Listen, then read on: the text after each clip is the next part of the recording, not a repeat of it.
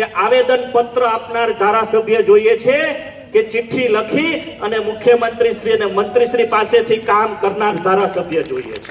શું આપણે મોહમ્મદ ગજનીની ઓલાદ છીએ? શું આપણે મોહમ્મદ ગજનીના વારસદારો છીએ? આનો જવાબ આગામી 19 તારીખે મતપેટીમાં તમારે આપવો પડે. ભ્રષ્ટાચાર જેને કર્યો છે, મંત્રીઓને જેલ ભેગા કરવાનું કામ કિરીટ પટેલે કર્યું છે. અમે 22 ગામના સરપંચો વિસાવદર તાલુકાના માનનીય મુખ્યમંત્રી શ્રી અને વન મંત્રી શ્રીને મળી અને અમારા 13 ગામડા જે પ્રોટેક્ટેડ ફોરેસ્ટ એરિયામાં છે એ દૂર કરવાનો નિર્ણય 2 દિવસ પહેલા જ માનનીય મુખ્યમંત્રી શ્રીએ કર્યો છે. નાની સૂની મતોથી આપણે જીતવા માટે અહીંયા એકત્રિત નથી થયા. આપણે 35,000 થી પણ વધારે મતથી વિજય મેળવવાનો છે. સ્વાગત કરું છું. 87 વિસાવદર વિધાનસભામાં જ્યારે ઉમેદવાર તરીકે મને ભારતીય જનતા પાર્ટીએ તક આપી છે ત્યારે હું શીર્ષ નેતૃત્વનો પણ ખૂબ ખૂબ આભાર માનું છું. 2017ની વિધાનસભામાં હું ચૂંટણી લડ્યો. આપણા મત વિસ્તારના જનતા જનાર્દને જે નિર્ણય કર્યો હોય, આમ છતાં પણ હું નિરાશ થયા વિના વિસાવદર વિધાનસભાના ભેસાણ, વિસાવદર અને જુનાગઢ ગ્રામ્યના પ્રશ્નોના નિરાકરણ માટે સતત પ્રયત્નશીલ રહ્યો છું. હું અહીંથી ચૂંટણી લડ્યો હતો એટલે આ મારો વિસ્તાર સમજી અને એક ધારાસભ્ય તરીકેની નૈતિક ફરજ જેટલી જ હોય એટલી જ ફરજ 2017 થી હું આજ દિન સુધી નિભાવી છે.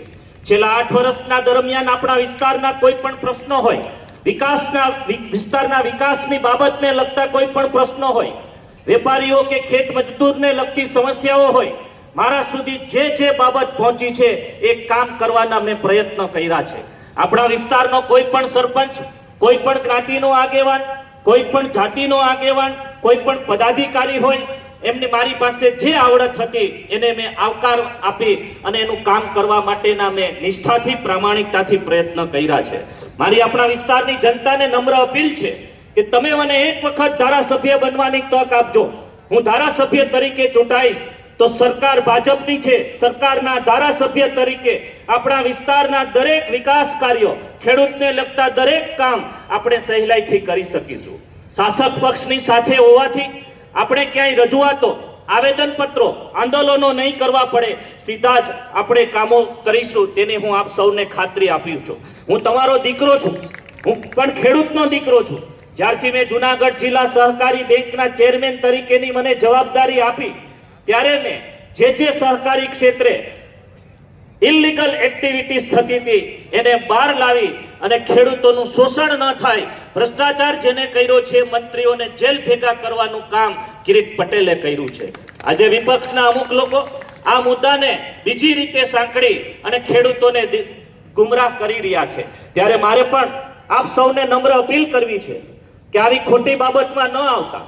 આપણે એક એવું નેતૃત્વ જોઈએ છે, આપણે એક એવો પ્રતિનિધિ જોઈએ છે કે જે આપણો અવાજ વિધાનસભામાં ઉઠાવી શકે. અને મારી પાસે માત્ર ને માત્ર હવે 800 દિવસ છે. હું અહીંયા ઉપસ્થિત અને ગેરહાજર હોય એવા તમામ મતદાર ભાઈઓને, બહેનોને અપીલ કરું છું અને વિશ્વાસ અપાવું છું કે 800 દિવસ આગામી ચૂંટણી ન આવે ત્યાં સુધી 800 દિવસ રાત દિવસ હું તમારા માટે કામ કરીશ. હું તમારા દરેક ગામની 157 આપણા મત વિસ્તારના ગામ છે.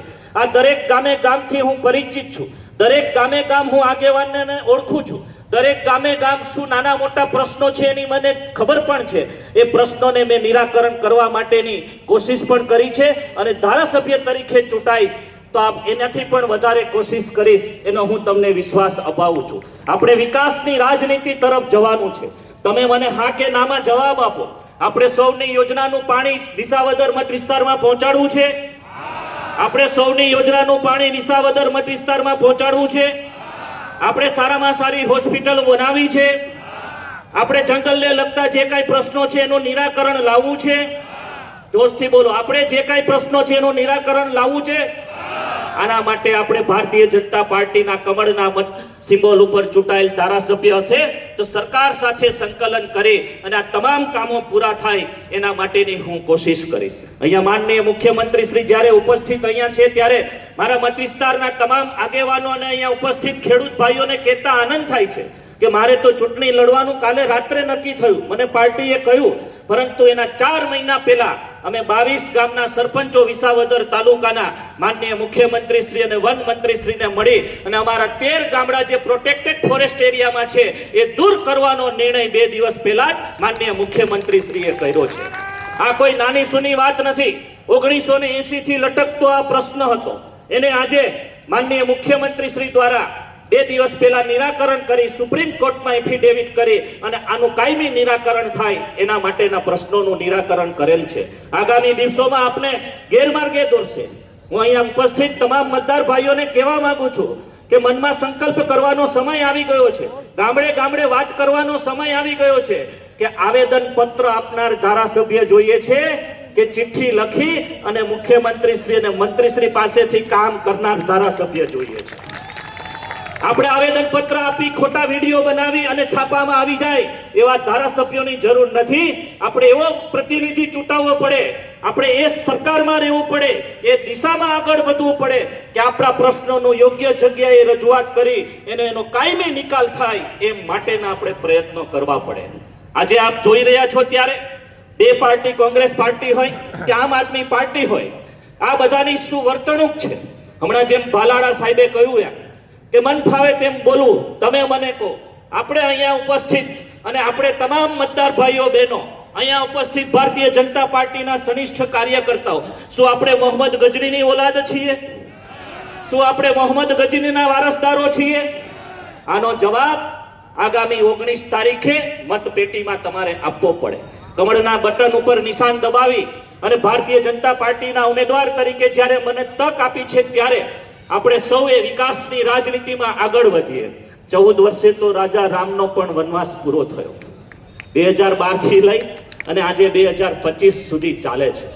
કોઈને કોઈ કારણોસર આપણે વિકાસથી દૂર રહ્યા છીએ, આપણે વંચિત રહ્યા છીએ.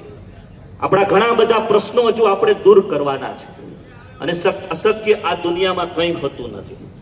હું અહીંયા ઉપસ્થિત અને ગેરહાજર હોય એવા તમામ 3 તાલુકાના મતદાર ભાઈઓ બહેનોને અપીલ કરવા માંગુ છું અને વિશ્વાસ અપાવવા માંગુ છું કે ભલે 2012 થી આપણું પ્રતિનિધિત્વ ભારતીય જનતા પાર્ટીનું નથી, પરંતુ એ 14 વર્ષના કામ આગામી 800 દિવસમાં પૂર્ણ કરવાની જાહેરમાં હું શપથ લઉં છું.